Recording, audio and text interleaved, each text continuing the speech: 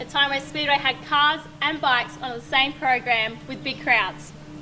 This afternoon, we talked to former champion solo rider Rob Jarvis and how his career began in Speedway, some of the riders of his time, and what he's been doing since retiring in the early 90s.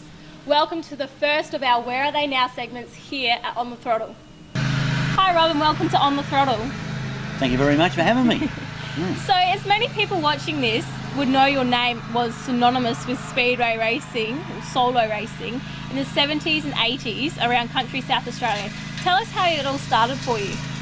Oh my goodness, it goes back a long, long time. Having resided here in Murray Bridge for 50 odd years, always an attendee at the Murray Bridge Speedway from a young age. The solo section was certainly one of my preferences, and as it turned out, I had the opportunity to have a ride later on in years, bought a speedway bike, and away we went from there.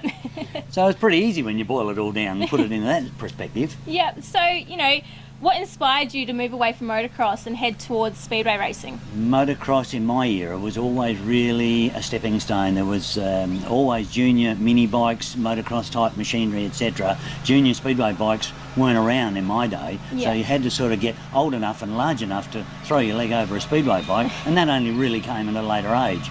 So motocross bikes and the venues that we had to ride them in my day was much more access, so you just had motocross bikes and then chose your way in life. And as it turned out, I put the motocross machines to one side and stayed with speedway. So, with the names of that era like John Bolger, Phil Crump, Rob Maxwell, Chris Bass, Luce Sanson, Tony Boyle, competition was tough every night, Some fantastic competitors in those days, and bearing in mind I didn't race a lot against a lot of those names on a regular basis. As I said before, out in the country areas, some of those guys are your international names, etc. But hey, look, when I did come up against them, I consider I threw everything I possibly could, and in my era did as well as I could. Learned as much as you could racing against the best. And they were great guys. So, you resisted the temptation to go to England and compete with the best overseas. Is there any regret looking back towards that?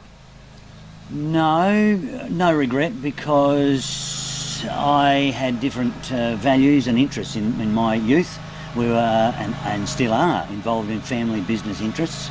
So the speedway side of things was just something to do on a weekend. So it was nothing to in my era to go and chase as an income or anything like that. It was just a passion. Have a play on the weekend, call it quits, go back to work on Monday morning. So that was really about it. So no, I never ever worried about it. I heard a lot of stories. A lot of my mates went over and competed. It all sounded rosy, but I stayed with what I was doing, and I had a great time and I was happy. So you retired from riding in 1990. Was that a hard decision to stop after doing it for so long? No, it wasn't. I had 14 great years, and as I said, a lot of places and a lot of people I met, and the luckiest part, I never ever got hurt. There was, at that stage of the game, the older brigade were exiting, and as any of the sports, the new ones were coming through. The new ones had the better machinery, the later technologies, the machines were changing, so one knew when it was time to get out. As you mentioned before, you were part of a very successful family business in Murray Bridge. Was that what you devoted your time and energy to once you stopped riding? Oh, very much so, we changed direction. We were in the motorcycle industry in my years, predominantly as a competitor. And from thereafter we changed, and we were in discount variety stores, and then later on a toy retail outlet. So there was always plenty to do. And my interest went from being a competitor just to being a person within the club, whether it be on the executive and or just a contributor, a volunteer.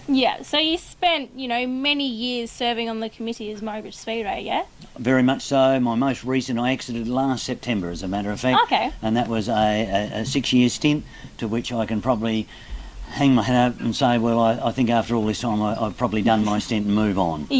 So in 1986, you were awarded life membership from Murray Bridge Speedway, a great honour in your years of your service. The proudest point, I think, in my whole career or my life of being involved with the Speedway is to get that award. It's something that's bestowed upon you within the club, and if you're lucky enough to receive that, well, I think you've just about answered everything.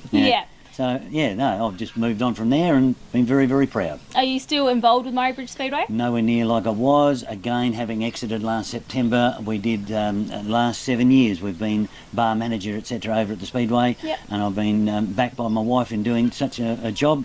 But now things are changing. I have 2 young grandsons, and they're coming on board with other interests and living here on the river. We have a speedboat, etc., and they're at the age and stage now where we're getting out on a regular basis and doing those sort of interests instead of participating as much as I have been over at the Speedway. Yeah. Do you get to go to Gilman Speedway much and watch some of the upcoming drivers or riders? I haven't in recent times, but I hope that will change. Yep. In the time frame, as I said, having served at our local club, we and Gilman, the Murray Bridge Circuit and Gilman, usually have clashed on the same race nights in the past. Yeah. So, of course, when you're working here within the club, you can't be in 2 places at once, but hopefully now, no longer doing that job, I hope to get to Gilman on a more regular basis. Yeah. Do you still get in touch with some of the people you used to ride against? Some of those guys we see at the Gilman circuit on their special nights. Yep. And it's not just limited to solos. Yes, I was a solo rider, but I came into contact with a lot of the sidecar boys from years gone by, and we see them down there as well. Yep. So it's great to catch up with them. You always relive the stories, and what's the saying? The older we get, the faster we were. So, away from Speedway, what does Rob Jarvis do to keep busy?